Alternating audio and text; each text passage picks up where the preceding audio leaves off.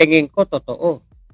Kasi hindi naman magsasalita si MG na meron sa kanyang kumausap na pamilya na magtataho tapos wala naman pala. Hindi naman ganun si MG.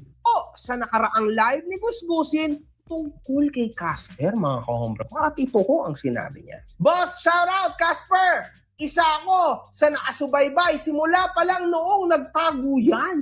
Dahil nakatumba siya ng mangtataho. Oh my God, solid! Bigat nito, mga kahombre ba? Pagkatapos itong basahin ni Gusgusin, pabiro niyang sinabi na, kaso yan. Habang si Casper naman ay tila naging defensive. Boss, shout out Casper. Isa ako sa nakasubaybay simula pa lang noong nagtago yan dahil nakatumba siya ng pagtataho. Solid. Pagtataho talaga. Totoo ba yan? Kaya, Kaso yan. Kaso yan. Chismis yan lakad po, pare. sa akin kasi, boss. Pwede po yung kaso yan. May nag-comment po ulit ng ganito sa recent live ni Gusgusin. Pero hindi niya binasa. Huwag niyo nang basahin. Parating mo na lang kay Casper. Pasabi sa kanya, ihanda niya ang katawang lupa niya. Ibabalik ko ang ginawa niya sa magtataho. Naaalala mo pa, okay? At ito, naging reaction ng mag-amo, mga kahombre ko. Thank you. At syempre, dito sa nagpalipad kay Norman Jambusin. Shoutout sa'yo, paring Norman Jambusin. Mabuhay ka.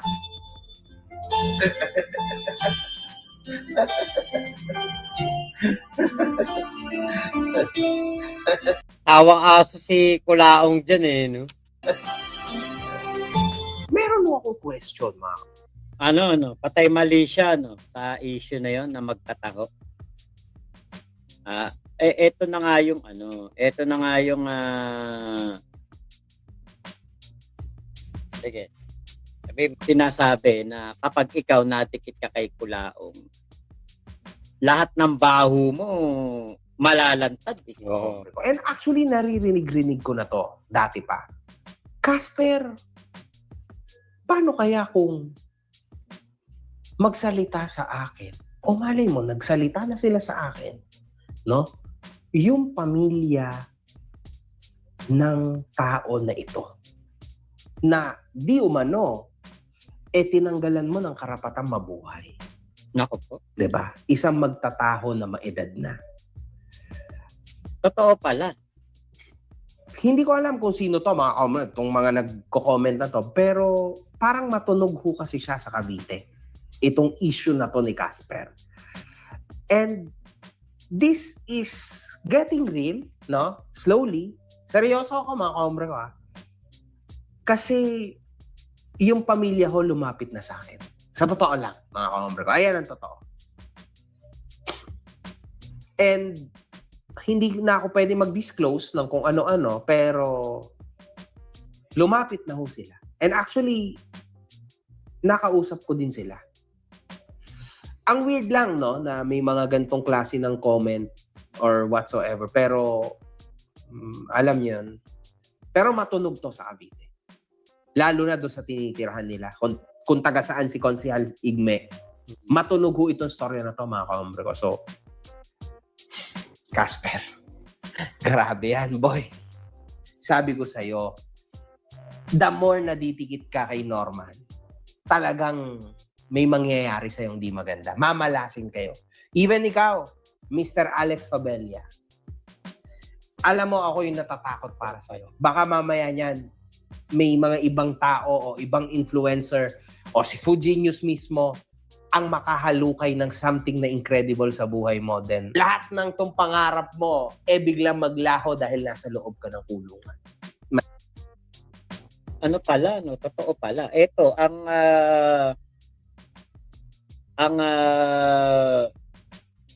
dapat na ginagawa nitong si Casper kasi nananahimik, hindi nagso-sokmed, hindi nagpapakita sa sokmed, wala sa sokmed. Kapag meron kang ginawang katarantaduhan sa nakaraang buhay mo, huwag kang mag-sokmed. Kita nyo si Kulaong, gumawa ng human trafficking. Oo, nagpalit siya ng pangalan. Pero hindi yun sapat. dahil nakilala pa rin siya as Norman Mangusin. Kahit na Francis Leo Marcos ka, mamigay ka ng 2 toneladang bigas, kahit na ikaw pa maging rice emperor sa sa Pilipinas, hindi pwede 'yon na teka, tumutulong naman 'to, namimigay ng bigas, kalimutan na natin yung kaso nito. Hindi pwede 'yon. 'Di ba? Kaya ikaw, naku Casper, meron ka palang ganyan, medyo parang na ayun, parang medyo talaga mahahalukay kung ano ang ginawa mong katarantaduhan. Alam nyo ako, naniniwala talaga ako kasi sa karma. Marami talagang form ang karma. Katulad ni Kulaong, diba? Kinakarma siya, pero tinitignan niya lang yung mga pangyayari sa buhay niya as parang achievement pa eh. Nakakulong. Parang achievement pa sa kanya eh.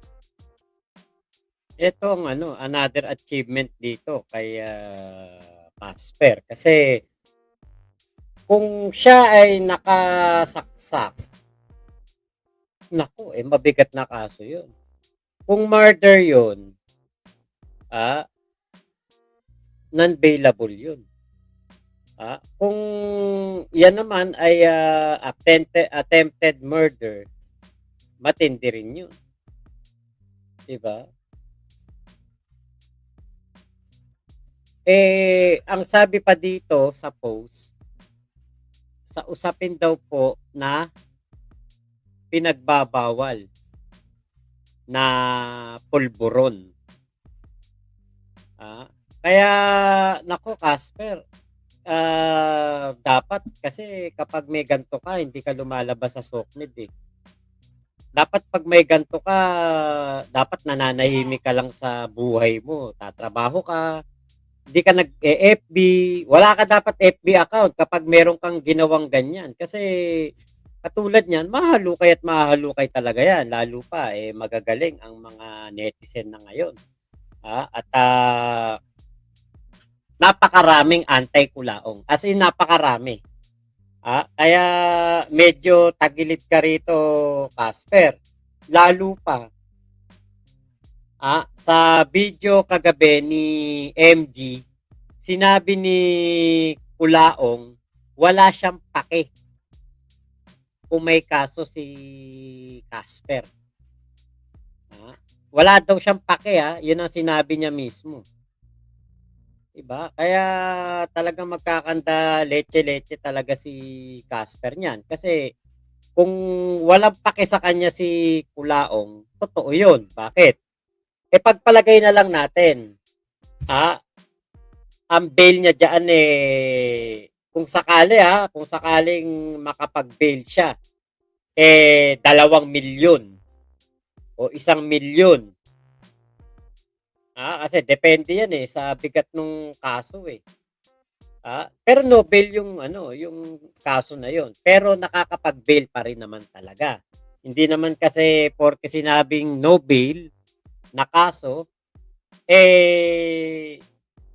hindi po totoong hindi po nabebailan ang lahat. Kasi katulad nga niyan, si Kulaong ang katibayan na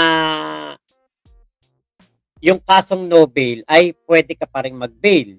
O murder na yan kasi binawian na ng buhay. Homicide is lesser offense, kaya lang tatamaan pa din. Si Ate Ira, buti na lang nandiyan ang ating attorney, ano ba maganda rito? Attorney on call. Attorney on call. Di ba? Yan ang advantage na meron tayo ate na abogado eh. John Ahib, hello po. PL Jerome Figueroa, hello po. Ate Modern Parent, ayan, hello. Ate Mayet, Jan, Yarawini. Kaya nga nagtatago na daw si Casper dahil dyan. Sige, ingat po kayo, Ate Glenn Magramo. Ayan, may client. Sana all may client na. Ito kapag nga talagang yan, ay hindi naayos ni Casper, paano pa matutuloy yung warrant of Pares nila? Warrant of paresan. Kung mahainan ng warrant of arrest itong si Casper. Alam nyo, kawawa si Casper, kasi kahit na anong pakikipag mabutihan niya dito kay Kulaong, kahit na anong gawin niyang pagbabayad ng utang na loob kay Kulaong,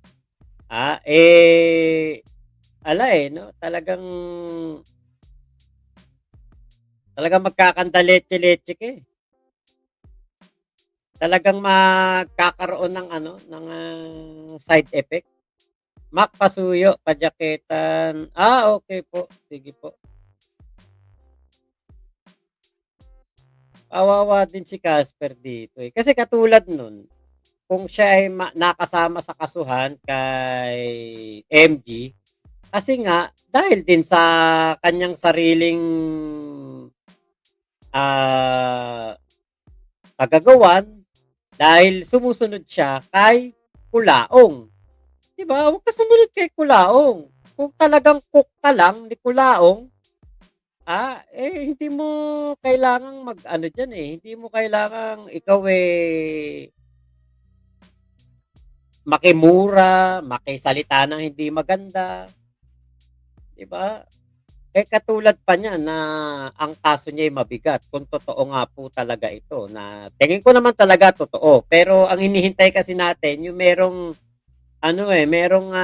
mga lumabas na warrant of arrest, o kaya yung merong magsasabi na wanted na si Casper sa kasong ganito. 'Di ba? Yan ang inihintay natin. Kasi syempre, Ate Ira, confirm na ba 'to? Natunugan mo na ba 'to? Nabalitaan mo na ba 'to? Kasi gusto ko lang naman yung sigurado para, 'di ba? Baka mamaya kasi hindi nga natin alam, baka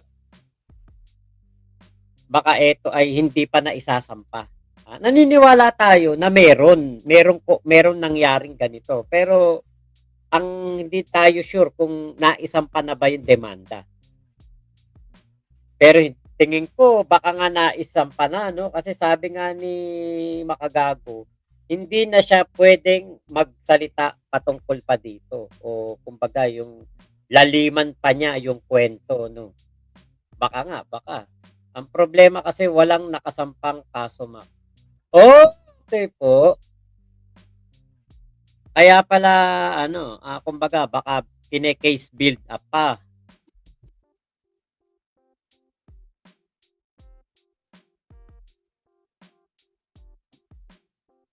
No, Ate Ira. Sana, ito, doon sa pamilya nung magtataho, kung kayo po ay wala pa po kayong kumbaga nakakausap o nahihirapan po kayo na makakuha ng hustisya, napulkom kay Chief Kalinisan. Sigurado merong yan. Merong talagang paglalagyan yan si Casper. Talagang aasikasuhin yan, 'di ba? Kasi alam natin na etong si Chief Kalinisan, sabi nga niya, lahat ng mga cohorts ni Kulaong ay binabantayan nila at lahat ng mga wrongdoings nitong mga taong ito kanila pong aaksyonan. Katulad na nga lang nung 'di ba, nung ating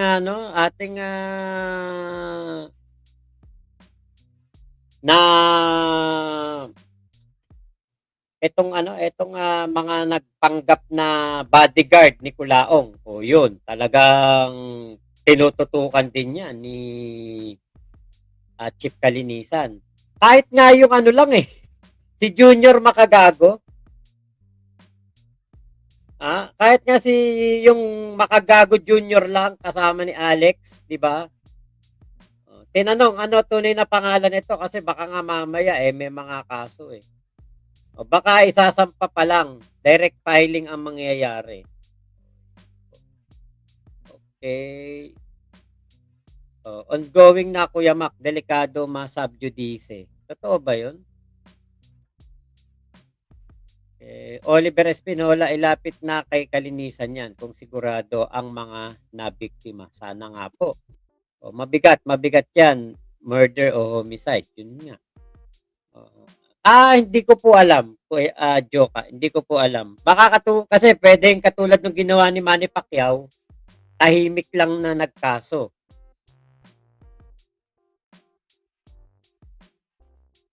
Pwedeng ganun tahimik lang nagkaso para hindi na umingay. Kasi syempre, hindi naman lahat ay maintindihan ang kanilang mga hakbang. Bago lang yung balita na yan about kay Casper. Actually, parang last week pa po. Starter. Parang last week pa po. Kaya, ano nga tayo, nung nakita nga natin to, na pinaghahanap nga daw po si Casper, naisip kong itapik. Kasi nga, kumbaga, parang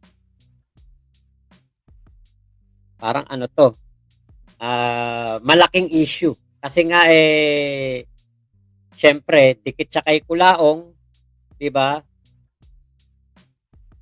Ilang beses na siyang winarningan ni Makagago, hindi siya nakikinig. Ngayon, kung siya ay makasuhan, malaki problema niya. Basta tayo, narinig natin, sinabi ni Kulaong, wala siyang pake kung may kaso si Casper. Ayun, medyo bago-bago pa nga lang. Kaya siguro wala si Casper sa mga live or bids ni Norman. Medyo mabigat-bigat yung kaso na yan. Ayun! Kaya nga, kanina, chinek ko yung mga video ni Kulaong, ilang araw na, hindi niya nakakasama si Casper. Kuya G, nag-snow dito, nakakainis, nagpapala para makalabas. Shoot sat. Oo nga, yun nga. Di. Kung nagurgur na, dead, kung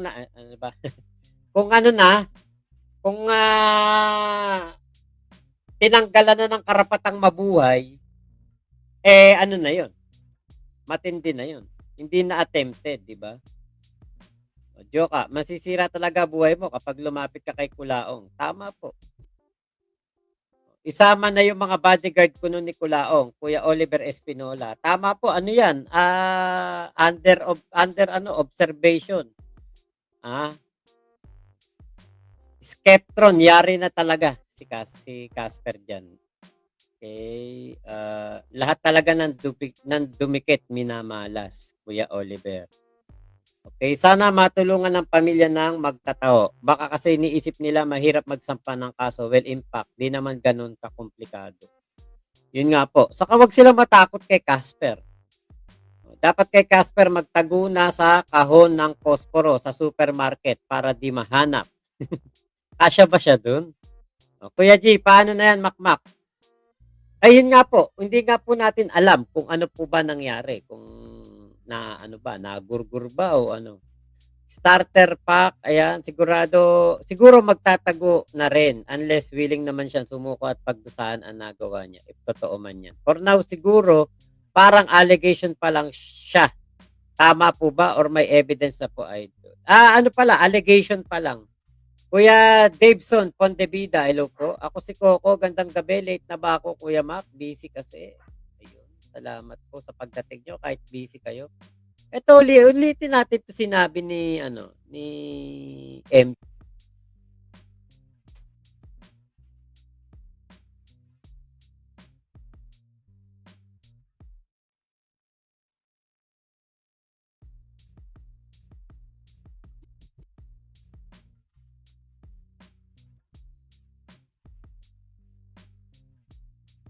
Tapos itong basahin ni gusgusin, Pabiro niya. Teka, parang, ewan ko kung nadinig nyo ulitin ko na lang. Nakatago. Sa nakaraang live ni Gusgusin tungkol kay Casper, mga kahombre. At ito ko ang sinabi niya. Boss, shout out Casper! Isa ako sa nakasubaybay simula pa lang noong nagtago yan. Dahil nakatumba siya ng mangtataho. Oh my God. Solid. Nakatumba. Bigat nito, mga kahombre. So, nakatumba. Tama nga yung dinig natin na nakatumba daw eh. Yun na nga yun. Okay. Nga, Kel, napansin ko nga. Kasi dito ako sa nakatingin sa YouTube eh. Marami kasi sa atin ang iniisip mahirap magkaso. Kesyo walang kakayang magbayad ng abogado. Kung ang nagreklamo ay walang abogado, may piskal po na tatayong counsel para sa kanila. Okay. Kay si Kulaong magnet ng mga kriminal, lahat na lang ng mga nadidikit sa kanya may record. Tama. Shoot shot pero mahihirapan yan magtago. Madami na nakakakilala sa kanya. Ang Karo at si Kulaong nga napipicturan kung saan-saan. Tama. Ate Ayumi, imagine it's God's will na sa simpleng trash talk lang ito nag-umpisa pero ang daming nasagot o masasagot na crime. Totoo yun. Daveson, ay Diyos ko, katapos lang ng final defense namin sa Masters. It's good to listen to you, Kuya Mac. Ayan, thank you, Daveson. Pontevida. Tama po talaga mga prediction ni Boss MG. Kaya naman pala di na nakikita sa mga live ni Kulaong. Skeptron. Joka, may live si Casper Kuya Mac, biyaheng province na. Nako, tatago na. Okay, ako si Coco, replay ko na lang. Yung umpisa bukas, gandang gabi, late na ba ako Kuya Mac? Busy kasi, okay lang po. Ano pala, 41 minutes pa lang naman tayo.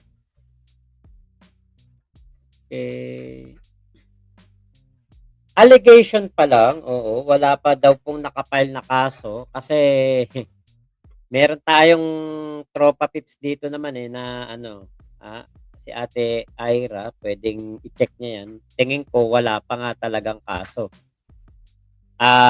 Kasi makikita yan kung meron ng kaso Starter pack, ang siguro na medyo need natin malaman dyan yung reason kung bakit nagawa ni Casper. Yun, if totoo man. Kasi maraming possibilities na hindi pa natin alam Pero kung ako kay Casper, if totoo man, suko na.